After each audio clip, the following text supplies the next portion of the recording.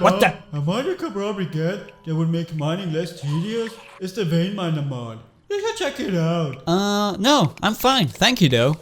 Hey! Why don't you use the VeinMiner mod? I told you, I'm fine without it. Holy shit!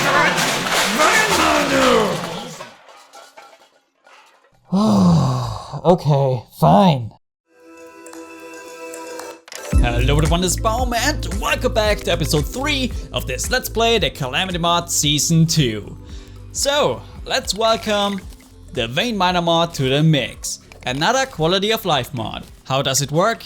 You have to assign a key to the vein mining thing, and then you have to hold that key while you mine, and then magic happens. Now, personally, I don't mind if mining veins of ore takes a little bit longer. I just generally dislike the slow mining speed at the start of a playthrough. So I don't really feel like making use of this mod too much. Especially since it would rob us of some quality FOFIP times, right? And I certainly don't want to take anything away from the mod. I think it's great, and obviously a lot of people like it. But you know, it just isn't for me. But I also said that about the recipe browser, and now I don't want to miss it. So maybe also the VeinMiner mod grows on me. On another note, thank you guys for letting me know what that whole shrine and the sunstone within it was all about. So there are multiple of those shrines out in the world. There is one in every biome, or every major biome. So we got really lucky finding the one in the desert. And supposedly they all contain hard mode accessories. And I still don't see the point of putting hard mode accessories in pre-hard mode. Some people say that they are there to help you deal with death mode or some other crazy modes which Calamity adds. Well, why do you even bother with those crazy hard modes if you need a helping hand? Or maybe the hard mode accessories are placeholders for when they actually add Calamity items in them. Because that's what I would like to see in those chests. Anyway, chit chat is over now. Sorry guys, but you know me. I always have to give my 2 cents on everything. Alright, so one thing I really want to try out is to go fishing at the Sulphurous Sea. I'm curious to see if there is Calamity stuff we can fish. Hey, the traveling merchant is passing through. I will get myself a money collector, which automatically places any coins picked up into my piggy bank. This is a Luiafk mod item and it's pretty useful. So we meet again, you shiny little fluff. Now, I'm not the one deciding over your fate this time, but Slimy will. Well, lucky you, Slimy seems to be in a great mood today. But not me! Okay, enough of the shenanigans. I will go and collect some worms now, and then I will meet you guys back at the Sulphurous Sea. Alright, I made it! I got some wormies and a fishing pole ready. So let's set up some basic defenses and fish away.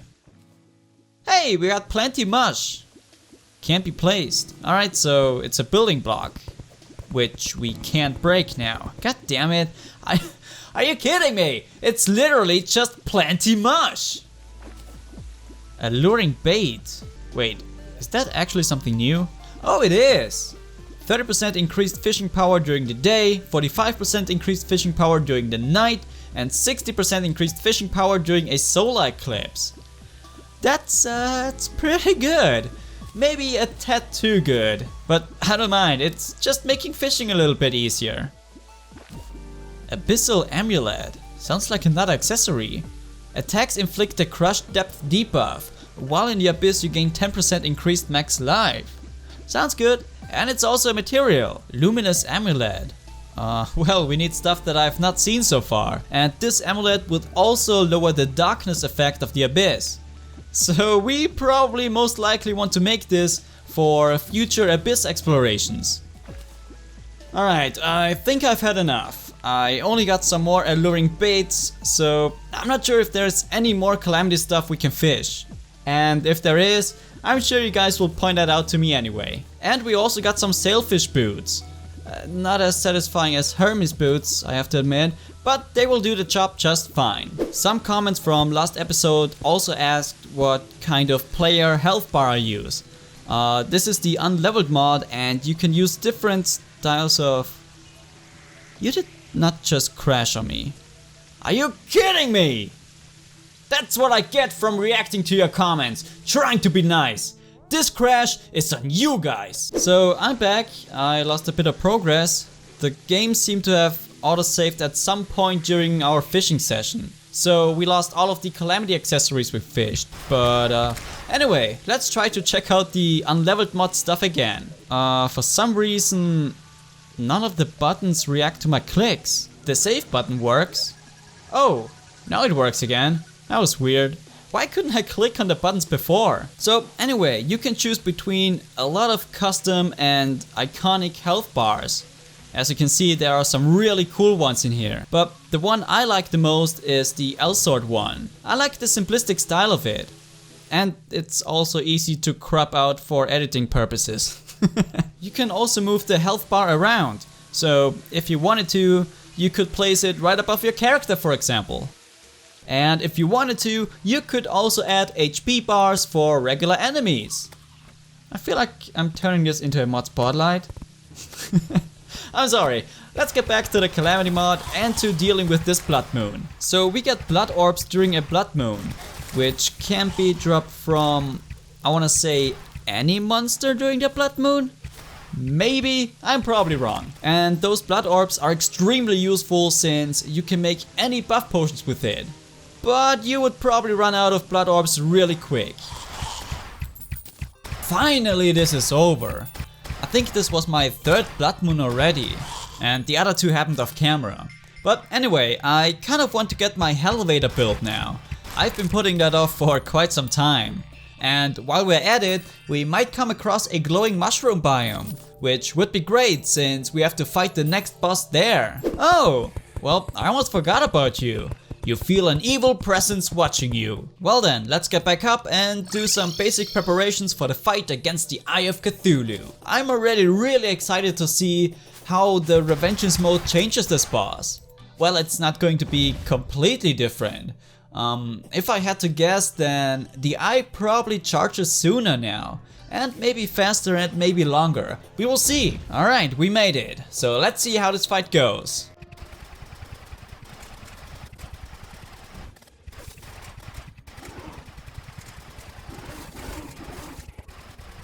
So far, I couldn't make out anything that would be different from the Expert Eye of Cthulhu.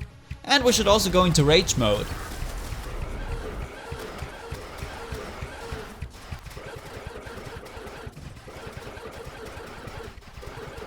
Does it charge faster now? I can't tell. Well, anyway, we did it. No big deal, and we should have gotten a really cool Calamity accessory. Yes, the Counter Scarf. Melee weapons that don't fire projectiles are granted 20% more damage. Grants the ability to dash. Dashing into an attack will cause you to dodge it. After a dodge, you will be granted a buff to melee damage, speed and crit chance for a short time. After a successful dodge, you must wait 15 seconds before you can dodge again. So this accessory will be very important later on. For now, we don't really need it. And Calamity also added some lore background info to the Eye of Cthulhu. That eye, how peculiar! I sensed it watching you more intensely as you grew stronger. I sensed it watching you? Who is that eye? Who is telling this story? I'm confused!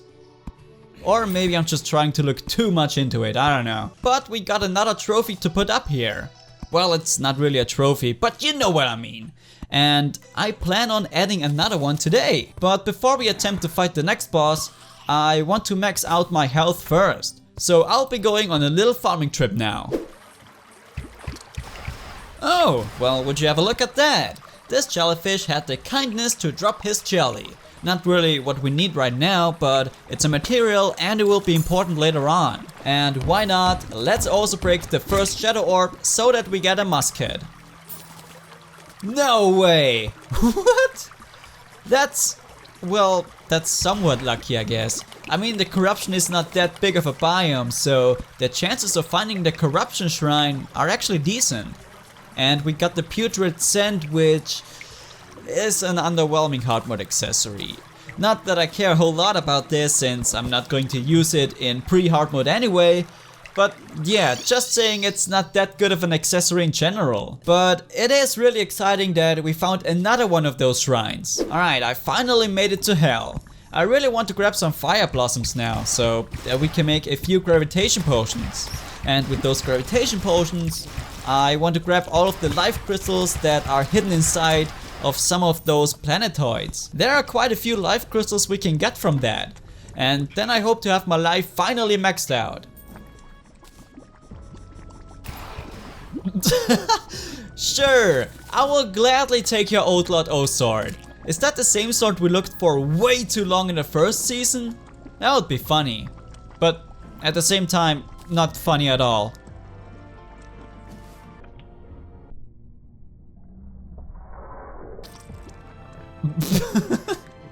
God damn it. I was sure that I could make that jump. Oh well. You guys also told me that I can mine and pick up the stuff from this main planet. And we got cinder plates. It resonates with otherworldly energy. And all of the stuff we can make is late game. At least the important stuff is. Now, I'm wondering, is that all the cinder plates you can get from one world? Because that would be kind of interesting. It would make this material insanely rare and precious. Remember when I said I wanted to make some gravitation potions? And now I'm doing this? Yeah, I'm also missing feathers. It's pretty sad. But I got this life crystal regardless. Nice! Hey, it's Space Shark again! Wait, is he actually a passive monster? That's cool and all, but he holds quite a bit of money, so, you know, killing him is only human. Oh no, the hook is too slow. No! I could have just double jumped anyway. But I fricked it up, guys. Why did I even jump down, you ask? Good question. Because we got a feather. That's right, jumping to my doom for a feather. What happened to me? I used to be decent at this game. Now I get excited about getting a feather. Well, at least we got our gravitation potion now. So let's go and finally get some life crystals. That's the first one. Ooh, a planet full of gold ore. Well, I guess that's why we got the VeinMiner mod. Here we go! You know what? That was satisfying as all hell. I'm not gonna lie. Getting the VeinMiner mod just for this was already worth it. That's the second life crystal. And the third one. And we ran out of gravitation potion juice. Nice. I don't know. But we can make more, so let's go. Hey, I did it right this time! Are you guys proud of me? Of course you are. You're probably clapping and cheering for me right now. Why thank you, that's very nice of you. Can I get even more annoying and cringy? You better don't challenge me. Well, maybe I can't make another gravitation potion. I don't have any more blink root. You've gotta be kidding me. I'm not sure if this video gets any noobier than this. What I am sure about is, if someone could pull that off, then it's me. So hey, at least I'm good at something, right? Anyway, let's forget about looking for life crystals on these planetoids and move on to finding a glowing mushroom biome. I can't believe that I haven't found one yet. Oh, what do you know? There are also life crystals underground. Who would have thought?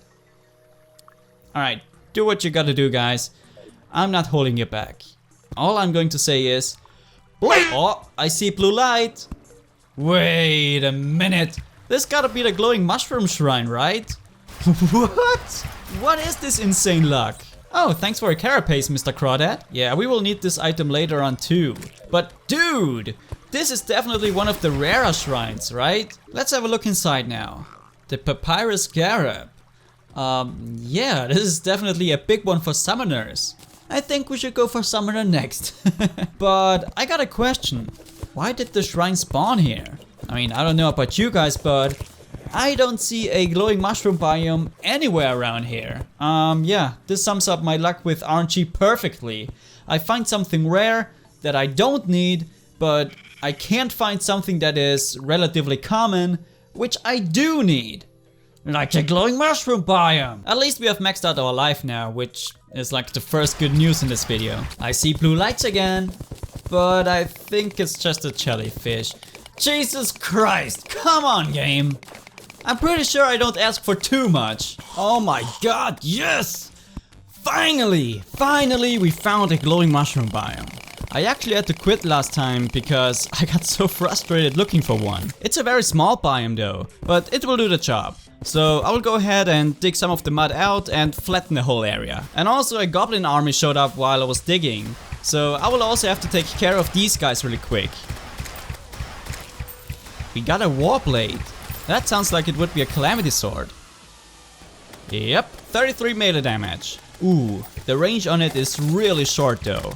But it does decent damage. Alright, now that this is done with, we can continue our preparations for the next boss fight. There we go, we got the summoning item. Oh, and you needed like 15 glowing mushrooms to make it. So it's really easy to make, and we can easily make more in case we have to. And we definitely want to make some buff potions. So I will go for the usual suspects, like regeneration, iron skin, archery, and that will actually do it. Alrighty. Oh, I still have some gravitation potions in my inventory. Well, I guess I have to drink my potions one by one then. Alright, we are all set now, so let's go. Oh my god, I was about to get mad that he spawned right on top of my head, but I think we didn't take any damage, so it's whatever. The boss looks dope though. Holy shite. There is not really enough space to dodge his attacks. But he goes down really fast, so let's do as much damage as we can.